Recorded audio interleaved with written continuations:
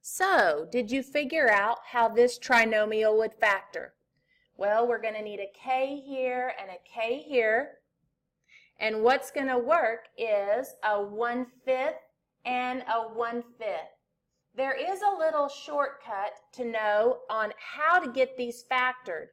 It's always going to factor for these where you took half of the coefficient of your k, half of your b value, right before you squared it. Notice over here, this on number 12, I think that is, or maybe it's 22 or 32. Oh, yeah, it's 32, sorry.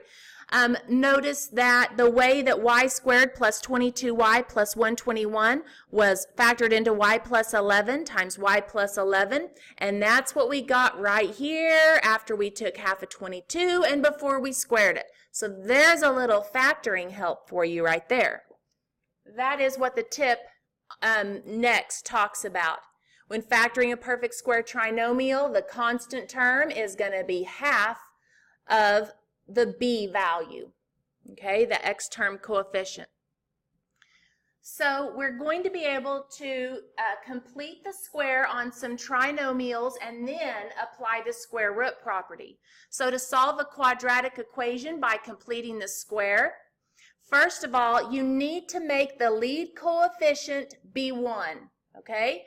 Right here, for this a value, you're going to need to always have a 1 right there. If it is not a 1, you need to make it be a 1, and we'll see an example of that. Then, you isolate the variable terms on one side of the equation, and you move the c value to the other side. So you have the variable terms on one side and the number on the other side. Now, on the side with the variables, we're going to complete the square. Then they remind you on how to do that. Okay, actually complete the square. Remember that value is 1/2 the b, that's step 1, and then square it. You're going to add that to both sides of the equation. Then the left-hand side is going to factor all nice and neat, and then you'll apply the square root property to solve. Let's see what this is going to look like. On this example, we're going to solve the equation by completing the square and applying the square root property. First thing we're going to do is we're going to add 3 to both sides of our equation to move that out of the way. So we have x squared plus 14x, skip some space, and say equals 0 plus 3 is 3. Now, if this would have been something other than just a 1x squared here, we would have gotten rid of that by dividing everything through by that lead coefficient that's not a 1. But that was already a 1, understood to be there, so we were ready to go for it. Now, we're going to complete the square. We're going to find the magic number that's going to make that left-hand side factor all nice and neat. Remember how to do that. To find the magic number, we take the b value, which is the 14, and divide that by 2. That'll give us 7. That's half of the b, and then we're going to square it. 7 squared is 49. That's the magic number. That's what we need so that that left-hand side will factor all nice and neat. So we're going to add 49 here to the left-hand side. Now, algebra laws dictate that what you do to one side of an equation, you have to do it to the other side.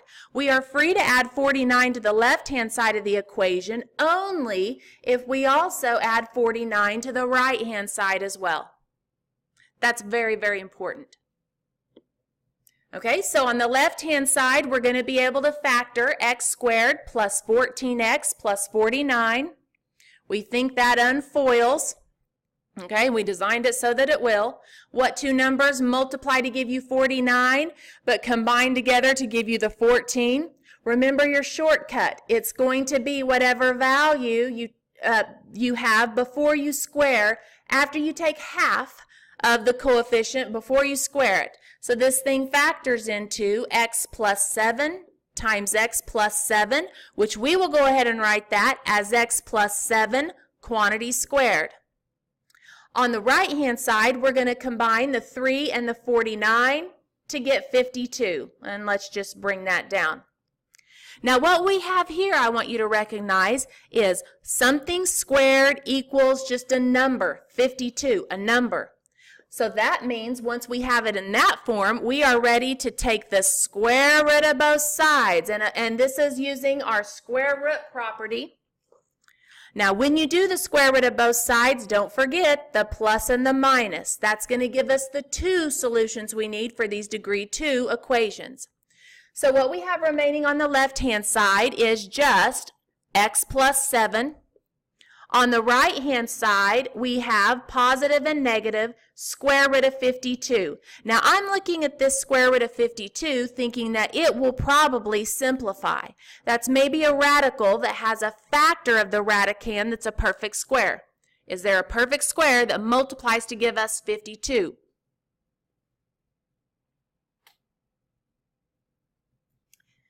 All right. So I'm going to break down the square root of 52 and rewrite that as 4 times 13. 4 times 13 is 52. We want to do that because square root of 4 is 2. So we have 2 square root of 13.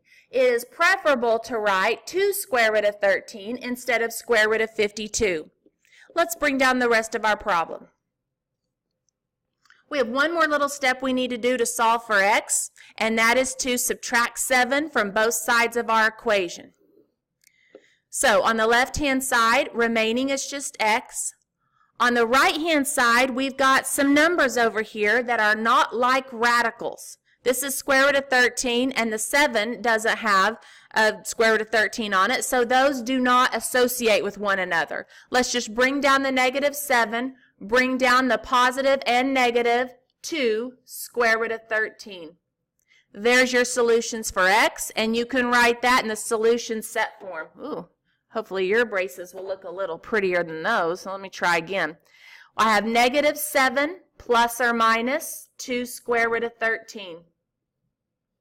Now that's an ugly rational solution. No, sorry, that's not rational. That's an irrational solution, but those should check. And I think the checking is uglier than actually even doing the math to solve it. So we're going to leave it at that.